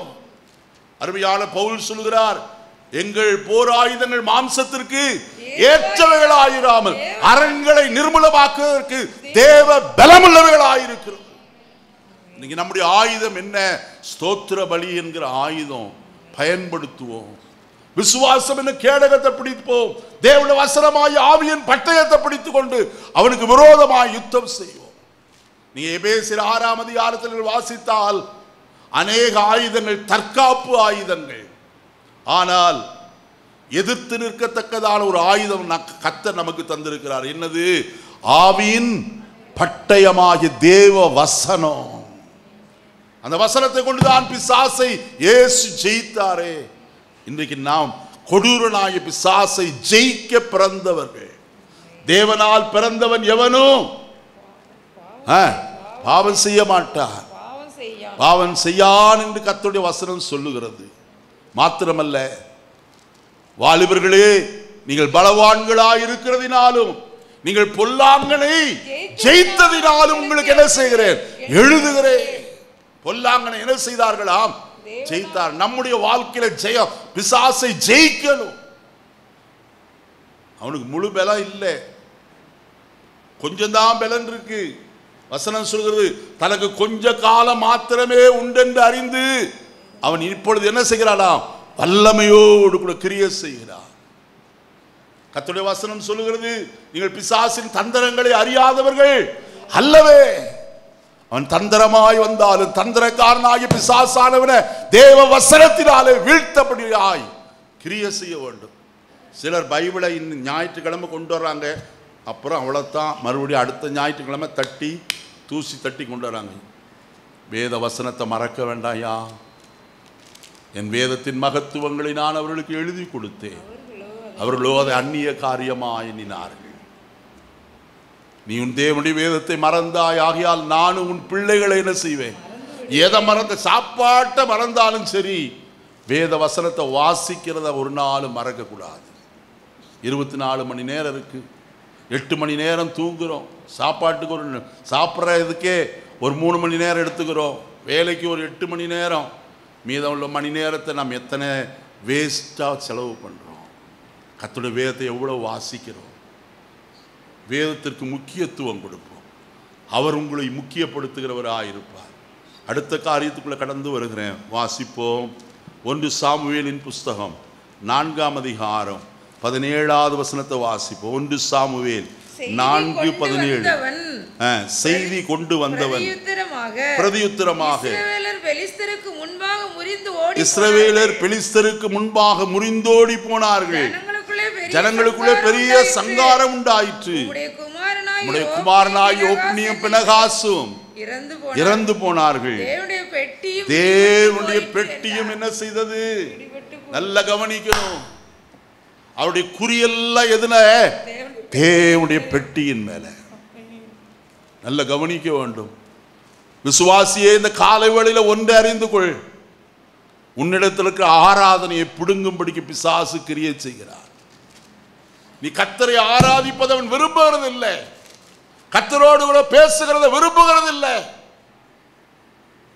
கர்த்தருடைய சத்தத்தை கேட்கிறத பிசாசு விரும்புகிறது இல்லை.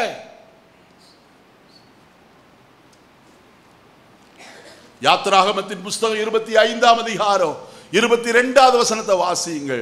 அங்கே நான் உன்னை என்ன செய்வேன்? சந்திப்பேன்.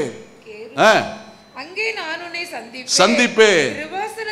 கிருபாசனத்தின் மீதிலும் சாட்சி பெட்டி மேல் நிற்கும் கேருபீன்களின் நடுவிலும் இருந்து நான் இஸ்ரவேல் புத்திரருக்காக உனக்கு கற்பிக்க போகிறவர்கள் எல்லாம் உன்னோடே என்ன செய்வேன் சொல்லுவேன். அருமையான கர்த்தருடைய ஜனமே, நல்ல கவனிங்க. கர்த்தர் எங்கிருந்து பேசுறார்? உடன்படிக்கை பெட்டியின் மேல் இருக்கும் கிருபாசனத்தின் மீதிலே அந்த 2 கேருபீன்கள் நடுவிலே இருந்து கர்த்தர் முன்னோடு கூட என்ன செய்வார்? பேசுவார். இப்ப கர்த்தருடைய ஆலயத்திலே இருந்த தேவனுடைய பெட்டி பிடிபட்டு போயிற்று. என்ன போயிற்று? ஆராதனை இல்லை.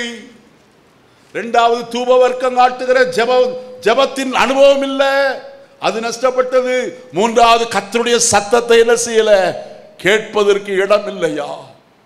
கர்த்தர் பேசுகிற அந்த உடன்படிக்கை பெட்டி இல்லாமற் போனபடினாலே இஸ்ரவேல் ஜனங்களுடைய ஜீவிதத்தில் ஒரு பெரிய நஷ்டம். அநேக வருஷங்களாய் அவர்கள் தேடவே இல்லை. அமினதாபின் வீட்டில் 20 வருஷம் இருந்தது. அதற்கு பிறகு சவுல் ராஜா ஆளுகை செய்தார் 40 ஆண்டு காலங்கள். அந்த நாட்களிலேயும் கர்த்தருடைய பெட்டியை கொண்டு வர வேண்டும் என்ற சிந்தை இல்லாதபடிக்கு காணப்பட்டது.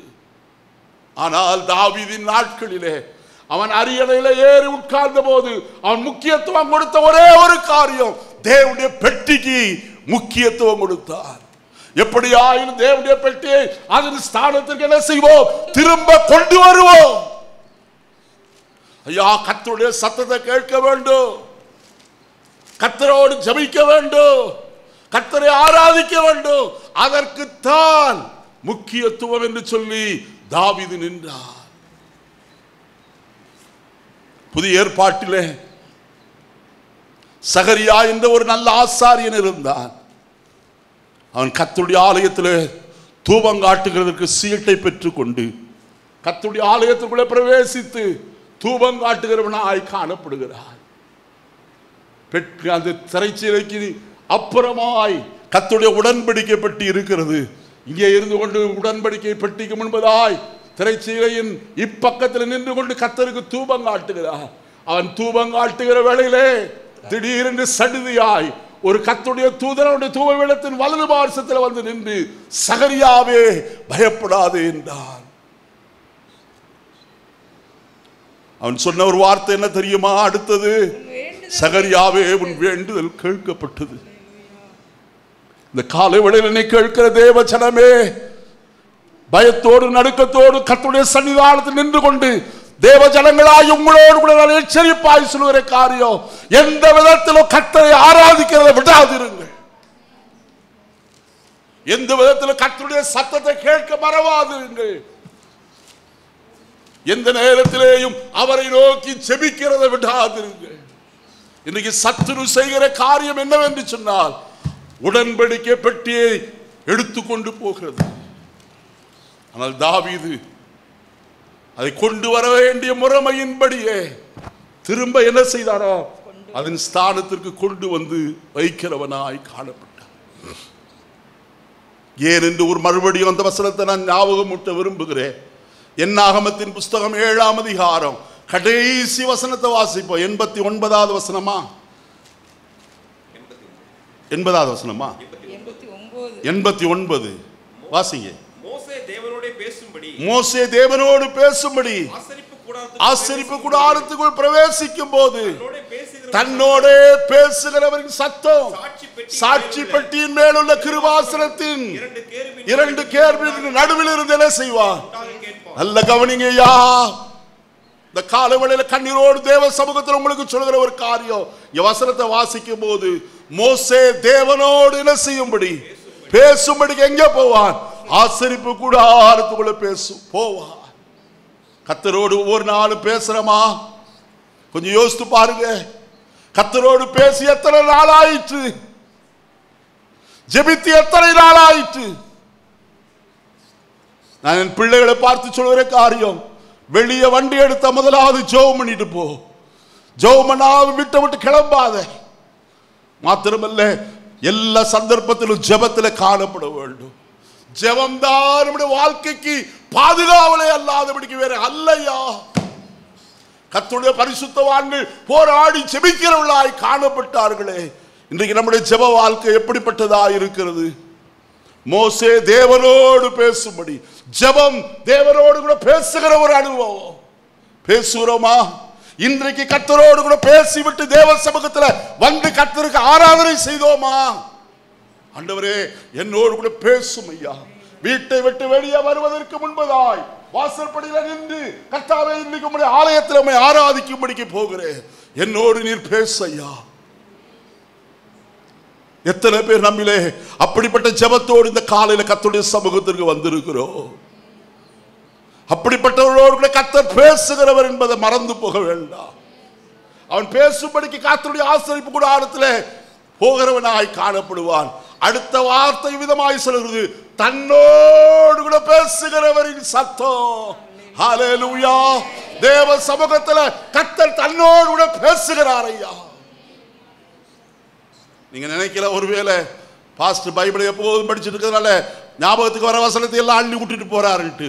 இல்லையா, ஒவ்வொரு நாளும் இந்த நாட்களில் நான் சொல்ல விரும்புகிறேன், அது சொல்லக்கூடாது ஆனாலும் சொல்லுகிறேன். தனிப்பட்ட வாழ்க்கையில 2 மணிக்கு மேலே என் தூக்கம் வருகிறது இல்லை. முழங்காலிலே ஒவ்வொரு நாளும் உட்காருவேன். ஒவ்வொரு நாளும் கர்த்தாவே என்னோடு பேசையா, என்னை கழுவு, என்னை பரிசுத்தமாக்கும், இன்னும் என்னை பரிசுத்தப்படுத்த ஆண்டவரே. யாருக்கும் தெரியாது. என் வீட்டில் 2 மணிக்கு எழுந்திருந்தால் முழங்காலிலே காலையில் 6 மணி வரைக்கும் முழங்காலில் இருப்பேன். நான் பெருமைக்காக இதை சொல்லவில்லை, கர்த்தருடைய மிகுந்த தயவினாலே நான் இம்மட்டு செய்ய கர்த்தர் உதவி செய்து வருகிறார். ஆண்டவரே, இன்றைக்கு நான் என்ன பேச வேண்டும்? இன்றைக்கு நான் பல காரியங்களை பேசும்படியாக நான் ஏற்கனவே இந்த வாரம் முழுவதும் ஆயத்தம் பண்ணி கொண்ட ஒரு செய்தியே. ஆனால் கர்த்தரோ இந்த செய்தியை பேசும்படிக்கு இந்த காலை வேளையில் உங்கள் முன்பாக என்னை நிறுத்தி இருக்கிறார். வசனம் பேசுறது எளிதையா, ஆனால் இருதயங்களுக்குள்ளே கடந்து போவதுதான் பெரிய காரியம். நான் ஜெபித்து வந்த காரியம் தெரியுமா? ஆண்டவரே, என் வார்த்தை அல்ல, என்னுடைய மாம்சீகமான ஒரு வார்த்தையும் கதை சொல்றதோ மற்ற ஒன்று இருக்கக்கூடாது. வசனத்தை மட்டும் சொல்லி அது அவருடைய இருதயத்துக்குள்ள புகுந்து அது அவர்களுக்குள்ளே நூறத்தனையான ஆசீர்வாதத்தை கொண்டு வரட்டும் ஐயா. இங்கே சொல்லுகிறார், தன்னோட பேசுகிறவரின் சத்தம் சாட்சி பெட்டியின் மேல் உள்ள கிருபாசனமான 2 கேருபீன்களின் நடுவிலிருந்து உண்டாக கேட்பான். கேட்கிற மக்களுடைய சத்தத்தை 1 சாமுவேலின் புஸ்தகம் 1ஆம் அதிகாரம். நான் ஒரே ஒரு 2 வசனங்களை சொல்லி முடிக்க விரும்புகிறேன். 3ஆம் அதிகாரம் 1 வசனத்தை வாசிப்போம். சாமுவேல் என்னும் பிள்ளையாண்டான் ஏலிக்கு முன்பாக கர்த்தருக்கு பணிவிடை செய்து கொண்டிருந்தார். அந்நாட்களிலே கர்த்தருடைய வசனம் அபூர்வமாயிருந்தது, பிரத்யட்சமான தரிசனமும் இருந்தது. ஹல்லேலூயா. கடைசி நாட்களிலே வந்திருக்கிற ஐயா, தேவனுடைய வசனம் எப்படி இருக்கிறது? அபூர்வமாயிருக்கிறது. இன்றைக்கு பார்க்கிற இடங்களில் எல்லாம் கதை சொல்லி ஒரு வசனத்தை சொல்லி முடித்து விடுகிறார்கள். நான் எத்தனையோ பிரசங்களை கேட்கிறேன், கதை கதை கதை.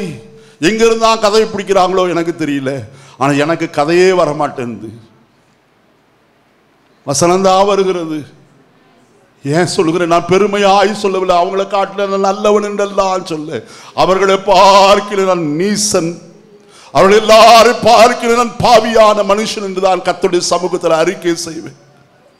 தேவ கிருபையா, இங்க வந்து நிற்கும் போதெல்லாம் கர்த்தருடைய கிருபை சார்ந்து நிற்கிறேன். பலத்தை அல்ல, சத்துவத்தை அல்ல நான் சார்ந்து நிற்கிறது. தேவனுடைய பரிபூர்ண கிருபையை நம்பி நிற்கிறேன். தேவனுடைய வசனம் அபூர்வமாயிருக்கிறது. தேவனுடைய வசனம் கேட்க கிடைக்காத பஞ்சம் வரும் என்று சொல்லி ஆமோஸ் தீர்க்கதரிசி சொல்லுகிறாரே, அந்த பஞ்சத்தின் நாட்களுக்கு முன்பதாய் எவ்வளவாய் தேவனுடைய வசனத்தை நாம் பிடித்துக் கொள்கிறோம். நீதிமொழியில் சாலமோன் ஞானி சொல்கிறான், சோம்பேறியே நீ எவ்வளவு நேரம் தூங்குவாய், எவ்வளவு நேரம் கைமுடக்கி கொண்டு உறங்கி கொண்டிருப்பாய். என்ன செய்ய? நீ முதலாவது எறும்பிடத்திலே போய் கற்றுக்கொள். அதற்கு அதிகாரம் இல்லாதிருந்தோம், அது கோடை காலத்திலே தனக்கு வேண்டிய ஆகாரத்தை என்ன செய்கிறது? சம்பாதித்துக் கொள்ளுகிறது. எத்தனை வசனம் நமக்கு தெரியும். ஒரு சண்டே ஸ்கூல்ல ஒரு பிள்ளையை கூப்பிட்டு கேட்டார், ஒரு போதர், தெரிஞ்ச வசனத்தை சொல்லு. அந்த பிள்ளை சொன்னா, கர்த்தர் மேய்ப்பராயிருக்கிறார். ஒரு 4 வாரம் கழிச்சு கூப்பிட்டார், மறுபடியும் சொல்லு வசனத்தை, கர்த்தர் மேய்ப்பராயிருக்கிறார். இந்த ஒரு வசனத்தை தவிர வேற ஒன்றும் வசனம் இல்லையா? எத்தனை வசனங்கள் இருக்கு. நம்முடைய பிள்ளைகளுக்கு சொல்லி தருகிறோமா? பிள்ளைகளை உட்கார வைத்து கர்த்தருடைய வசனத்தில் சொல்லப்பட்டிருக்கிறது. உபாகமத்தின் புஸ்தகத்தில் அவர் நடக்கையிலும் உட்காருகையிலும் படுக்கையிலும் அவர்களோடு கர்த்தருடைய வசனத்தை என்ன செய் போதித்து. தீமோத்தேயு குறித்து கர்த்தருடைய தாசராகிய பவுலடியார் சொல்கிறார், நீ உன் சிறு வயது முதற்கொண்டு வேத வசனங்களை என்ன செய்திருக்கிறாய்? அறிந்திருக்கிறாய். நீ நன்றாய் கற்றிருக்கிறாய், அதில் தேறி இருக்கிறாய். இன்னைக்கு கர்த்தருடைய வசனத்தை கற்றிருக்கிறோமா? கற்றுக்கொள்ள ஆசைதானா? ஒரு வாஞ்சனை காணலையா? வசனத்தில் வாசித்தோம். நான் கடைசியை சொல்லி முடிக்கிறேன். கர்த்தருடைய வேதத்தில் பிரியமாயிருந்து அவருடைய வேதத்தில் இரவும் பகலும் தியானமாயிருக்கிற மனுஷன் பாக்கியவான். இந்த காலையில சங்கீதம் வாசித்தீங்கன்னா 112ஆம் சங்கீதம் முதல் வசனத்தில் அவருடைய கற்பனைகளை கட்டளைகளை கை கொள்கிற மனுஷன் எப்படிப்பட்டவன்? பாக்கியவான். கர்த்தர் அவன் என்ன செய்கிறாராம்? முதலாவது சங்கீதத்தில் சொல்லுகிறார், தண்ணீர் அண்டையிலே நட்டு நடப்பட்டு நீர் பாய்ச்சல. முதலாவது சங்கீதம் 3வது வசனத்தை வாசிங்க. அவன் நீர்கால்களின் ஓரமாய் என்ன செய்து? நீர்கால்களின் ஓரமாய் நடப்படுகிறான். அடுத்தது எரேமியா 17ஆம் அதிகாரத்தில் வாசிக்கும் போது, அவன் கால்வாய் ஓரமாய் என்ன செய்யப்பட்டு தன் வேர்களை விடுகிறதுமான மனுஷனாயிருக்கிறான். அவன் செய்வதெல்லாம் என்ன செய்யும்? இன்னைக்கு நம்ம செய்யறது ஏன் வாய்க்கல? ஞாயிற்றுக்கிழமை லீவ் போட்டுரும். பாஸ்டர் இன்னைக்கு என்னால் வர முடியாது. ஒரு வாரம் வரலன்னா உங்களுடைய ஆத்துமா சோர்ந்து போகும். ஒரு நேரம் சாப்பிடலனால பாஸ்டர் அப்படியே தலை சுத்துது. எத்தனை பேர் நம்ம சொல்றோம் ஒரு நேரம் ஆகாரம், ஆனால் ஒரு வாரம் முழுவதும் ஆகாரத்திற்கு கர்த்தருடைய சமூகத்திற்கு வருகிறோமே, அந்த ஒரு வாரத்திற்கு வேண்டிய ஆகாரத்தை இங்கிருந்து பெற்று கொண்டு போகும்போது எவ்வளவு பலனா இருக்கும். அவன் செய்வதெல்லாம் வாய்க்கும் என்று எழுதப்பட்டிருக்கிறது. எரேமியா சொல்லும் போது சொல்கிறார், உஷ்ணம் வருகிறதை காணாமல் இலை பச்சையாயிருக்கிறதும் தன் காலத்திலே தன் கனியை கொடுக்கிறதுமாயிருக்கிற மரத்தை போல் இருப்பானா. ஐயா, இது ஏன் சொல்கிறேன்? உஷ்ணம் என்று சொன்னால் உபத்திரவம். உபத்திரவம் வருகிறதை அவன் என்ன செய்ய மாட்டான்? காண மாட்டான். வசனத்தை வாசி, நீங்க வீட்டில் போய் 112ஆம் சங்கீதம் மறுபடியும் வாசித்து பாருங்க. நீதிமான் நித்திய கீர்த்தி உள்ளவன். அதுல வசனம் ஒரு வார்த்தை சொல்லப்பட்டிருக்கிறது, அவன் அசைக்க துர்ச்செய்தி கேட்கிறதுனால் அவன் இருதயம் பயப்படாது. அவனுடைய இருதயம் கர்த்தரை நம்பி என்ன செய்யும்? திடனாயிருக்கும். அவன் என்றைக்கு என்ன செய்யப்படுவதில்லை. காலைகளில் எழுந்திருப்போம். என்ற வார்த்தைகளை முடிக்கிறேன். கர்த்தருடைய ஜனமே, பெலிஸ்தருடைய சுபாவம் நம்மளே ஒன்று வேண்டாம். பொறாமையை தள்ளி விடுவோம். யார் ஆசீர்வதிக்கப்பட்டாலும், கூட்டு விசுவாசி ஆசீர்வதிக்கப்பட்டால் அவர்களோடு கூட சேர்ந்து சந்தோஷப்படுங்க. கர்த்தர் அவர்களை ஆசீர்வதித்திருக்கிறார். உனக்கு ஒரு சமயம் வைத்திருக்கிறார். ஏற்ற வேளையில கர்த்தர் உன்னையும் ஆசீர்வதிப்பார். அவர் ஆசீர்வதியாமல் இருக்கிறவர் அல்ல. உடைய வீட்டில் இருக்கிற தரித்திரத்தை மாற்றி, கடன் பாரங்களை மாற்றி கர்த்தர் உன்னை மேன்மைப்படுத்த போதுமானவர். அவர் உன் அப்பத்தையும் தண்ணீரையும் ஆசீர்வதிக்கிற கர்த்தர், வியாதியை உன்னை விட்டு விலக்கிற கர்த்தர், மலடு உன் வாழ்க்கையில இருப்பது இல்லை என்று சொன்ன கர்த்தர். உன் ஜீவிதத்தை கர்த்தர் ஆசீர்வதிக்க விரும்புகிறாரே. இந்த காலையில கர்த்தருக்கு இடம் கொடுப்போமா? பெலிஸ்தருடைய சுபாவங்களை நாம் முற்றிலும் தள்ளி விடுவோம். பெலிஸ்தருடைய கிரியைகள் நமக்கு வேண்டாம். உன் தேவனாய கர்த்தருக்கே ஆராதனை செய்யுங்கள்.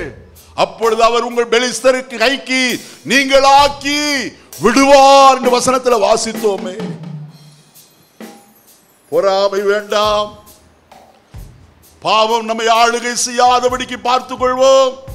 நமக்குள்ள மாம்ச இச்சைகள் வேண்டாம். வெறுத்து ஒதுக்குவோம். நாள் பார்க்கிற காரியங்களை தள்ளி விடுவோம். நாள் பார்க்கிறவன் தேவனாய கர்த்தருக்கு அருவருப்பானவன் என்று வேதம் சொல்லுகிறது. இரண்டாவது, பெலிஸ்தர் மகா கொடூரமானவர்கள். அருமையான கர்த்தருடைய ஜனமே, இன்றைக்கு கொடுமை தேசத்தில் வாசமாயிருக்கிறது. எவரையும் கொலை செய்ய இன்றைக்கு மனுஷன் அஞ்சுகிறது இல்லை.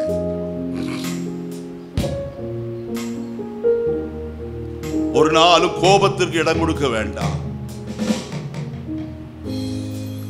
மூன்றாவது காரியம் கர்த்தருடைய வசனத்தில் நான் சொன்னேன் உங்களோடு கூட, உடன்படிக்கை பெட்டி பிடிபட்டு போயிற்று. கர்த்தருடைய சத்தின் சன்னிதானத்திற்கு கடந்து செல்வதும், கர்த்தரை ஆராதிப்பதும், கர்த்தருடைய சத்தத்தை கேட்பதும், கர்த்தர் ஒருவருக்கே ஆராதனை செய்வதுமான நிலைமை நமக்குள்ளே வரட்டும். எத்தனை நாள் ஆயிற்று கர்த்தரோடு கூட பேசி, எத்தனை நாள் ஆயிற்று அவருடைய சத்தத்தை, இன்பமான சத்தத்தை கேட்டு. சூலமித்தி சொல்லுகிறாள், இதோ இது நேசருடைய சத்தம். அவர் மலைகள் மேல் துள்ளியும் மேடுகள் மேல் குதித்தும் என்ன செய்கிறார்? வருகிறார். இதுவே என் நேசருடைய சத்தம். உன் நேசருடைய சத்தத்தை நீ கேட்டு இருக்கிறாயா?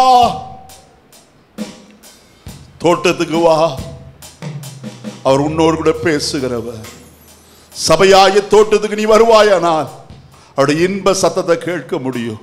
அவர் உன்னை ஆறுதல் படுத்துகிறவர், உன்னை தைரியப்படுத்துகிறவர், உன்னை தேற்றுகிறவர், உன்னை திடப்படுத்துகிற கர்த்தர். தேவ சமூகத்துக்கு வருவோமா? இங்கிலாந்து தேசத்தை உலகம் முழுவதும் அரசாண்டு வந்த இங்கிலாந்து தேசத்தினுடைய அரசி ஞாயிற்றுக்கிழமை நாட்களை கர்த்தருடைய ஆலயத்தில் முதலாவது போய் கர்த்தரை ஆராதிப்பார்களா?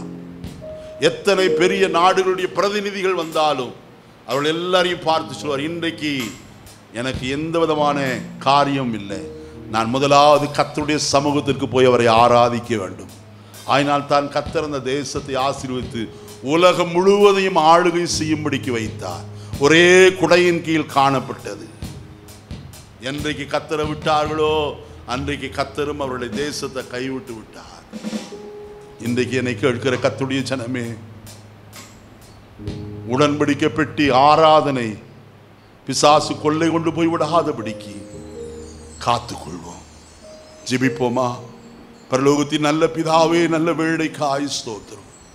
இந்த காலையில் எங்களோடு நீர் பேசி இருக்கிறீர். என்னோடு நீர் பேசினதற்காக ஸ்தோத்திரம் ஐயா. உடைய ஜனத்தோடு நீர் இடைப்பட்டு இருக்கிறீர்.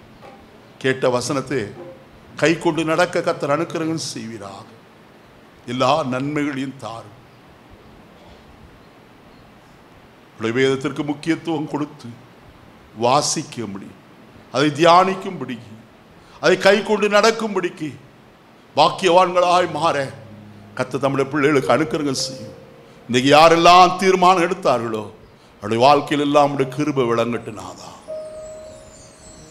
கர்த்தருடைய கரம் அவர்களோடு இருந்து அவர்களை ஆசீர்வதிப்பதாக உடைய கரத்தில் அர்ப்பணிக்கிறேன். இயேசுவின் நாமத்தில் பிதாவே, ஆமென். ஒரு பாடல் பாடுவோம். இப்பொழுது கர்த்தருக்காய் நாம் காணிக்கை செலுத்தலாம்.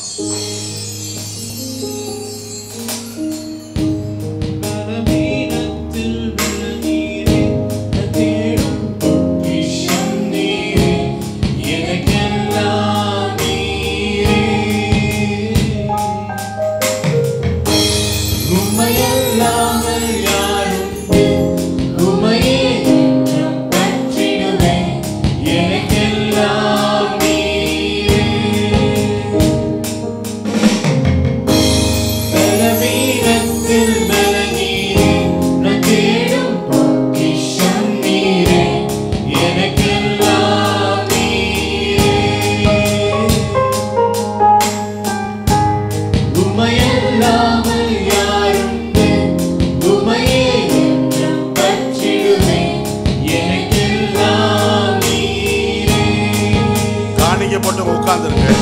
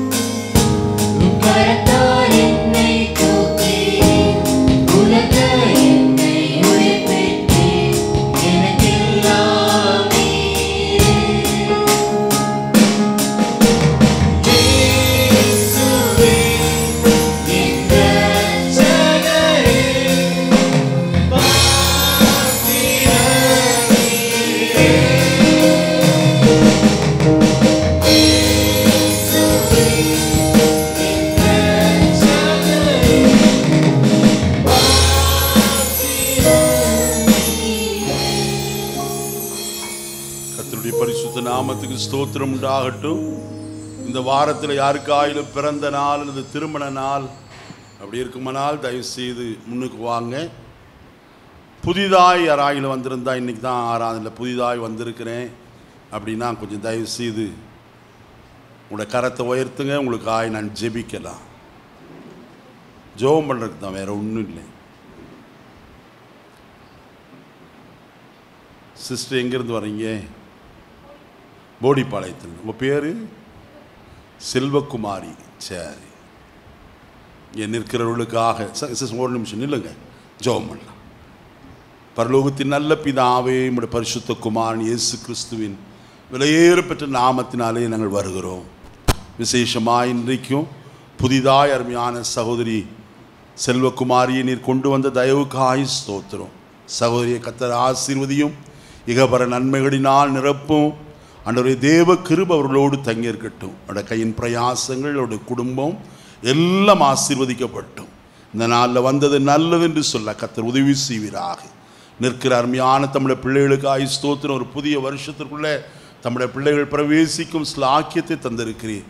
கர்த்தர் பிள்ளைகளை ஆசீர்வதியும். இந்த வாலிப பிராயத்தில் கர்த்தரை மாத்திரம் உறுதியாய் பிடித்து கொண்டு கர்த்தருடைய வழிகளிலே நித்த நடக்க கர்த்தர் அனுக்கிரகம் செய்வீராக. நன்மையான ஈவுகளை கட்டளையிடும். அவருடைய போக்குவரத்து, அவருடைய பிரயாசங்களுடைய படிப்பு எல்லாவற்றிலும் நம்முடைய கரம் இருக்கட்டும். இதே போல இன்னும் அநேக புதிய வருஷங்களை காண கர்த்தர் அனுக்கிரகம் செய்வீராக. நம்முடைய நாமத்தினால நாங்கள் வாழ்த்துகிறோம். ஆண்டவரே, இவர்கள் பலவான்களாய் இருக்கிறபடினாலும், ஆண்டவரே பொல்லாங்கனை ஜெயித்திருக்கிறபடினால் நாங்கள் உம்மை ஸ்தோத்திரம். இன்னும் வருகிற நாட்களில் பொல்லாங்கனாய பிசாசை ஜெயித்து கர்த்தருக்கு பிரியமான சாட்சிகளாய் பிள்ளைகள் காணப்பட நீர் உதவி செய்வீராக. இந்த வாலிப பிராயம் சிருஷ்டிகராய கர்த்தரை மாத்திரம் ஆண்டவரே உமக்காய் தங்களுடைய வாழ்க்கையை அர்ப்பணிக்க அனுக்கிரகம் பாராட்டும். வாழ்த்துகிறோம், ஆசீர்வதிக்கிறோம். இந்த நாளில் தமிழ் பிள்ளைகள் உமக்கு என்று கொடுத்த காணிக்கையை கர்த்தர் ஆசீர்வதியும். ஏற்ற பிரதிபலனை திரும்ப அவர்களுக்கு தந்து அவருடைய கத்தாவி அப்பம் தண்ணீர் வருமானம், அவருடைய கூடை மாப்பு செய்கிற தொட்டியோடைய எண்ணெய் கலசங்களுடைய மிருக ஜீவன்கள் சகலமும் ஆசீர்வதிக்கப்பட்டும். ஒரு நன்மையும் குறைபடாதபடிக்கு நம்முடைய பிள்ளைகள் சம்பூர்ணமான நன்மைகளை அனுபவிக்கத்தக்கதாய் கர்த்தர் அனுக்கிரகம் செய்யும். நம்முடைய நாமத்தினால் நாங்கள் வாழ்த்துகிற ஆண்டவரே, வந்திருக்கிற எல்லாரையும் ஆசீர்வதியும். இந்த வாரம் முழுவதும் கண்மணியை போல காத்துக்கொள்ளும். வீட்டை சுற்றிலும் கர்த்தர் தம்முடைய பரிசுத்த தூதரை காவலாய் நிறுத்துவீராக. கர்த்தருடைய சித்தத்தை மாத்திரம் நிறைவேற்றி நம்முடைய ராஜ்யத்துக்கு எப்போதும் ஆயத்தமாட கர்த்தர் உதவி செய்யும். எல்லா துதி கன மகிமை உமக்கு செலுத்துகிறோம். வர தடைப்பட்டவர்களுக்காய் ஜெபிக்கிறோம். வியாதிப்பட்டவர்கள் யாராயிலும் உண்டானால் கர்த்தருடைய கரமருடைய தொட்டு விடுவிப்பீராக என்று ஜெபிக்கிறோம். எல்லா நன்மையால நிரப்பி ஆசீர்வதியும். மீட்பர் இயேசுவின் நாமத்தில் தாழ்மையோடு வேண்டுகிற நல்ல பிதாவே, ஆமென். என் ஆத்துமாவே கர்த்தரை ஸ்தோத்திரம். முழுமே பரிசுத்த நாமத்தை ஸ்தோத்திரி. என் ஆத்துமாவே கர்த்தரை ஸ்தோத்திரி. அவர் செய்த சகல உபகாரங்களை மறவாதே. ஆமென். நம்முடைய கர்த்தராகிய இயேசு கிறிஸ்துவின் கிருபையும் பிதாவாகிய தேவனுடைய அன்பு பரிசுத்த ஆவியானவருடைய அன்னிய ஐக்கிய ஆசீர்வாதமும் நம் அனைவரோடும் சகல பரிசுத்தவான்களோடும் இப்பொழுதும் எப்பொழுதும் சதா காலங்களிலும் கர்த்தர் வருகிறவரேக்கு நம்மோடு கூட இருந்து ஆசீர்வதிப்பதாக. ஆமென். நம்முடைய கர்த்தராகிய இயேசு கிறிஸ்துவின் நாமத்தினாலே நமக்கு ஜெயம் கொடுக்கிற தேவனுக்கு கரங்களை உயர்த்தி அல்லேலூயா சொல்லி கர்த்தரை மகிமைப்படுத்துவோமா? அல்லேலூயா, அல்லேலூயா, அல்லேலூயா. ஆமென். கர்த்தராகிய இயேசுவே வேகம் வாருமே. ஸ்தோத்திரம். கர்த்தர் உங்களை எல்லாரையும் ஆசீர்வதிப்பாராக. ஸ்தோத்திரம்.